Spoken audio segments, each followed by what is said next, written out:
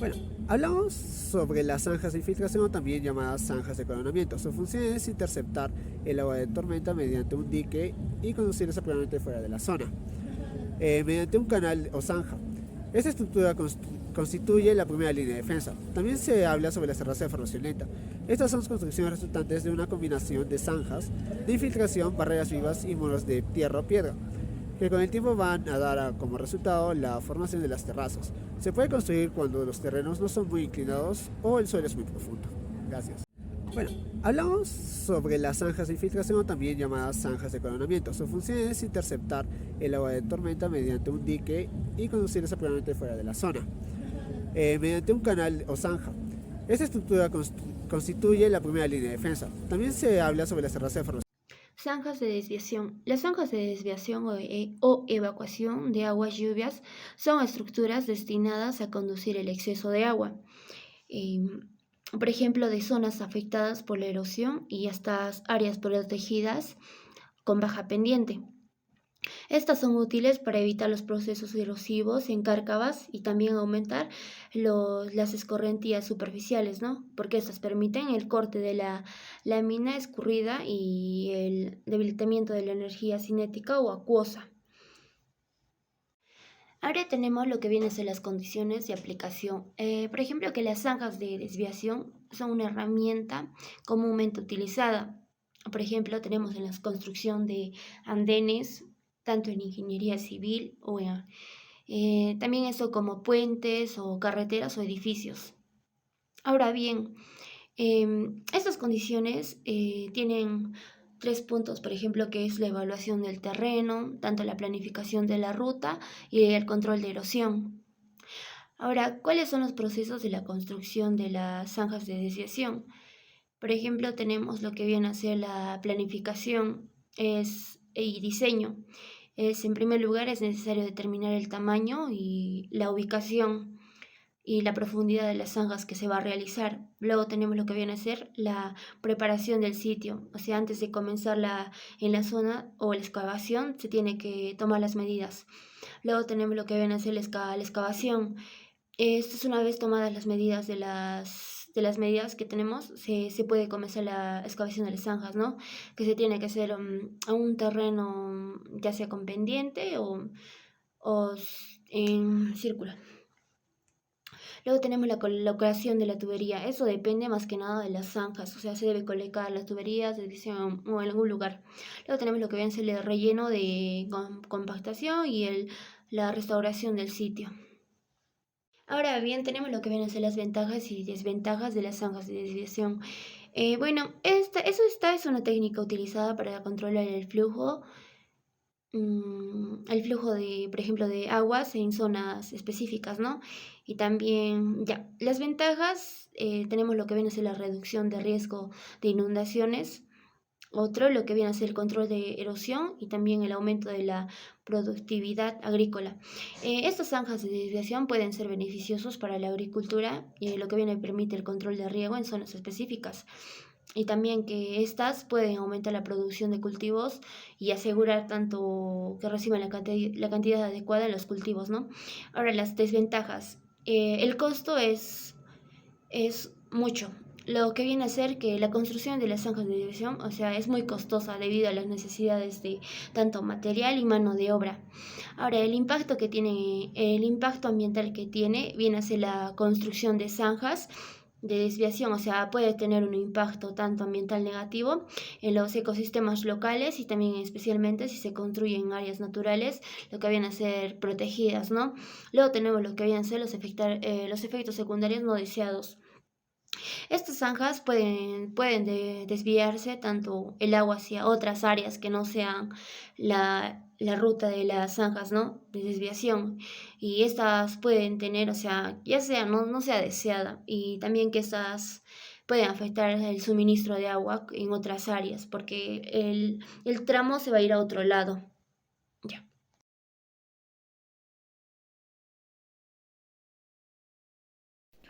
Bien, continuando con la exposición, ahora yo les voy a hablar sobre las terrazas de formación lenta. Estas son construcciones resultantes de una combinación tanto de zanjas de infiltración como barreras vivas y muros de piedra o de tierra. También pueden ser franjas secuenciales que dividen la ladera en secciones perpendiculares a la pendiente y que están expuestas a fuerzas naturales que tienden a recuperar la pendiente original de la ladera, tales como la gravedad, los movimientos sísmicos, las lluvias, las sequías, el clima, el crecimiento de la vegetación y las actividades de fauna silvestre. Bien, ahora les voy a hablar sobre las ventajas y desventajas que tiene las terrazas de formación lenta. Empezando por las ventajas. Recoge agua de lluvia para retener la humedad del suelo durante las sequías. Incrementa la infiltración de agua en el suelo. También otra es la reducción de erosión del agua del suelo. Otra también es la reducción de la cantidad y la velocidad de las escorrentías. Después, prevenir y controlar la formación de cárcavas. Y finalmente, favorece la absorción de nutrientes en el suelo.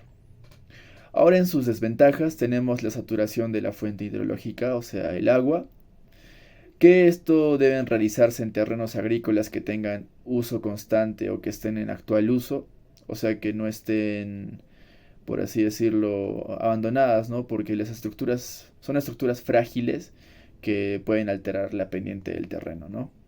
Y finalmente, si no se les da un mantenimiento adecuado, las terrazas pueden conducir a una mayor erosión y deterioro de la calidad del suelo. Bien, ahora hablaremos sobre criterios de diseño.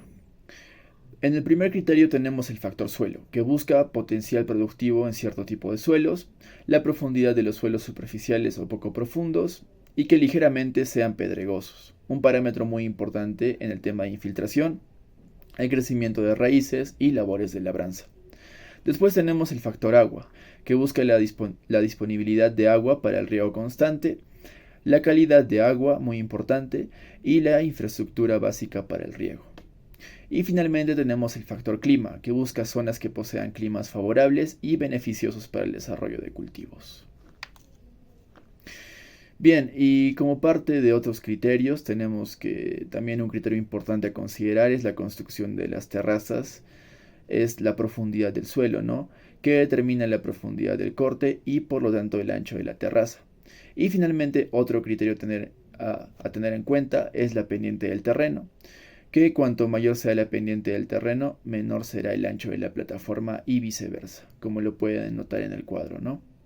Tanto la pendiente del terreno en su porcentaje como el ancho de plataforma en metros.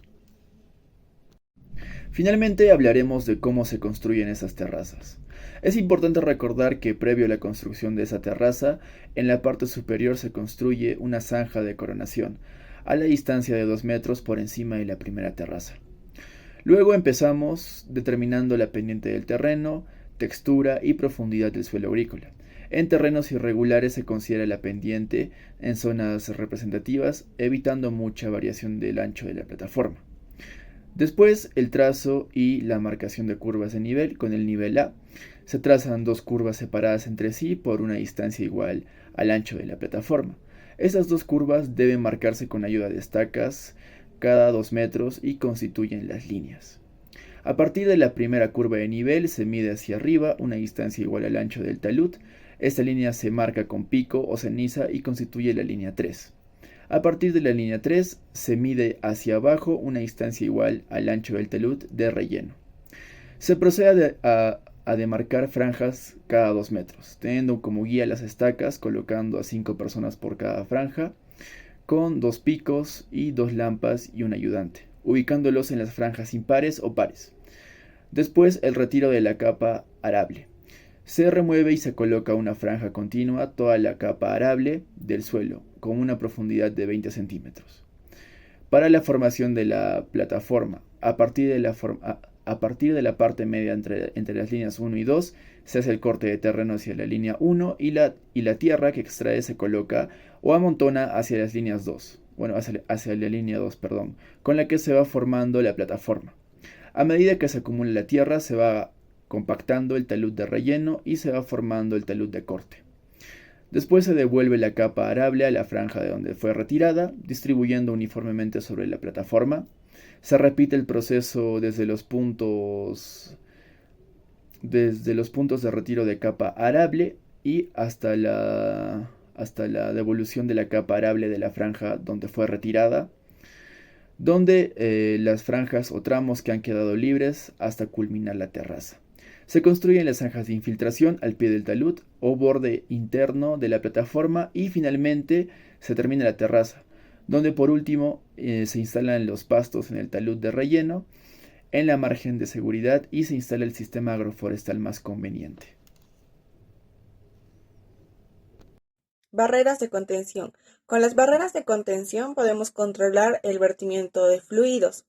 Este vertimiento de fluidos, si es excesivo, puede provocar la erosión.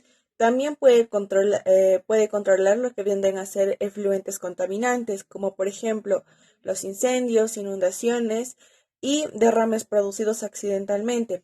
Así podemos controlar la estanqueidad de la zona. Barreras vivas. Las barreras vivas constituyen parte de las diversas actividades y técnicas dentro del manejo integrado de plagas, que tienen como principal función el control de estas. Estos son obstáculos físicos que, además de esa función, protegen los cultivos contra la acción del viento. En zonas de laderas sirven de barrera física para el control de la erosión del suelo. Las plantas recomendables para las barreras son plantas de doble propósito, como por ejemplo que sirvan como barrera y además de alimento para el ganado. En este sentido, las barreras vivas de zacate, que vienen a ser las de elefante, king grass y napier morado, o el sorgo de porte alto, que ofrecen una buena alternativa. Entre más cerca se establezcan entre sí, más protegido estará el cultivo. Está comprobado que el uso de las barreras gramíneas alrededor de los cultivos de hortalizas ayudan al control de las enfermedades causadas por virus, sobre todo aquellas transmitidas por áfidos que transmiten el virus de forma no resistente. Especies recomendadas. Para la elección de especies se debe considerar plantas que alcancen alturas no menores a 2 metros, que tengan un crecimiento rápido y vigoroso y que no se vean afectadas por las mismas plagas que atacan al cultivo de interés. Barreras muertas. Tal como su nombre lo indica, la barrera muerta de tierra es una especie de atajo o bordo construido con tierra sacada del mismo lugar. ¿Dónde se construyen las barreras muertas de tierra? Las barreras muertas se construyen en lugares con poca pendiente. Recomendable que tengan hasta un 10% de pendiente. En lugares donde no hay piedras para construir barreras muertas de piedra. Construcción de barreras de contención. Primero tenemos que tener en cuenta los materiales y herramientas que se necesitan para la construcción de barreras muertas de tierra. Como por ejemplo, necesitaríamos un nivel A, pastos, picos y una pala. ¿Cómo se constituyen las barreras muertas de tierra? Bueno, tenemos como primer paso, mediante el método visual, se marca la línea de muestra y los puntos donde se ubican las barreras muertas de tierra. Como las barreras muertas de tierra se constituyen en terrenos con poca pendiente, la separación entre cada barrera es por lo menos de 10 metros. Como segundo paso, tenemos que, con la ayuda del nivel A, se marca la línea sin caída partiendo de los puntos marcados en el paso 1. Como tercer paso, sobre la línea sin caída se marcan los lugares donde se abrirán las zanjas para sacar la tierra por el cual se construirán las barreras muertas de tierra. Las medidas de estas zanjas son las siguientes. Por ejemplo, de largo, 2 pasos largos que vendrían a ser equivalentes a 2 metros y de ancho 2 cuartas que vendrían a ser 40 centímetros. De profundidad, 1 cuarta o 20 centímetros. La separación entre las zanjas debe ser más o menos 2 cuartas, es decir, unos 40 centímetros. Como cuarto paso, se debe hacer la excavación, teniendo cuidado de depositar la tierra hacia arriba de la zanja. Es muy importante que la tierra de excavación realmente debe formar una barrera que debe que no deje pasar el agua. Entonces, se debe tener mucho cuidado en depositar la tierra en el lado de arriba de la zanja. Aún más importante, para que la tierra de la barrera no caiga nuevamente dentro de la zanja, esta debe ser colocada o colocarse por lo menos a 1/4, o sea, a 20 centímetros de la parte superior de la zanja. No cometamos el error de colocar mal la tierra excavada, porque esta es una muestra de barrera de tierra. Como quinto paso, veremos que una vez terminada la excavación y formación de las barreras muertas de tierra, se procede a compactar la misma, ya sea con los pies o con una pala. La compactación de la tierra muerta es muy importante, ya que evita que el agua de lluvia se lleve en estas barreras recién construidas. Como sexto paso, para que las barreras muertas de tierra se consoliden y funcionen mejor, deben reforzarse con la plantación de pastos y arbustos que se obtienen de la misma comunidad. Algunos de estos pastos y arbustos que pueden emplearse para reforzar las barreras muertas de tierra son la tocla, maita, ichu, sarasara, retama y falaris. La plantación de estos pastos y arbustos se realiza en ambos lados de la barrera muerta de tierra para que ésta quede bien fuerte y reforzada.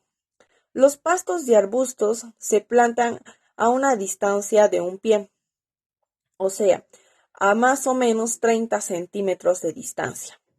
Y con esto se tendría finalizado nuestras barreras muertas de contención.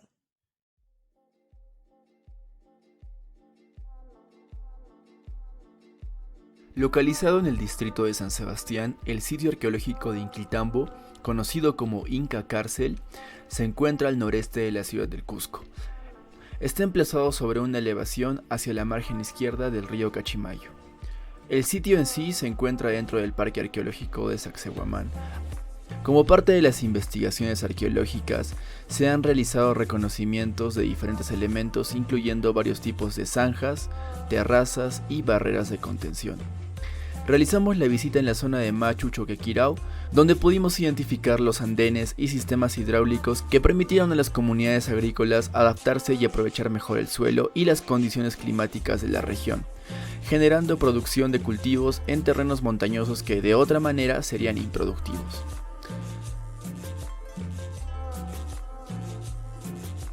En el caso de Inquiltambo se han encontrado zanjas de desviación que conectan con los diferentes sistemas de andenes, permitiendo un control preciso del flujo de agua hacia los cultivos de las terrazas agrícolas. Por otro lado, las terrazas de formación lenta son estructuras construidas para controlar el flujo de agua a lo largo de los andenes y evitar la erosión del suelo. En Inquiltambo se identificaron terrazas de formación lenta construidas con piedras cuidadosamente colocadas para formar una pendiente suave que permita la absorción de agua en el suelo y evite el arrastre de tierra. Finalmente se encuentran las barreras de contención que separan los diferentes sistemas hidráulicos de los andenes, permitiendo un mayor control de flujo de agua en las terrazas agrícolas. En conjunto, estos elementos agrícolas y arquitectónicos muestran el alto grado de conocimiento y habilidad que tenían nuestros ancestros, y cómo fueron capaces de crear sistemas agrícolas eficientes y sostenibles en lugares que no poseían las condiciones favorables, adaptándose al medio. Hoy en día la importancia de la agricultura sigue siendo fundamental y muchas de las técnicas y prácticas desarrolladas por nuestros antepasados todavía son relevantes y se utilizan en la agricultura moderna. El uso de estas prácticas mecánicas son técnicas que todavía se utilizan en muchas partes de la sierra, para adaptarse a las condiciones del terreno y maximizar la producción de cultivos.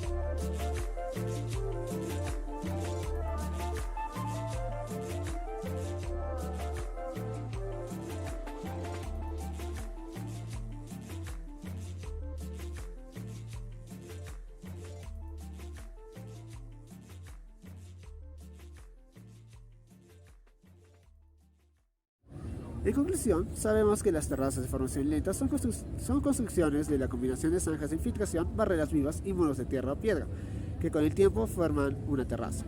También se dio a conocer que barreras de gramíneas alrededor de los cultivos de hortalizas ayudan al control de enfermedades causadas por virus.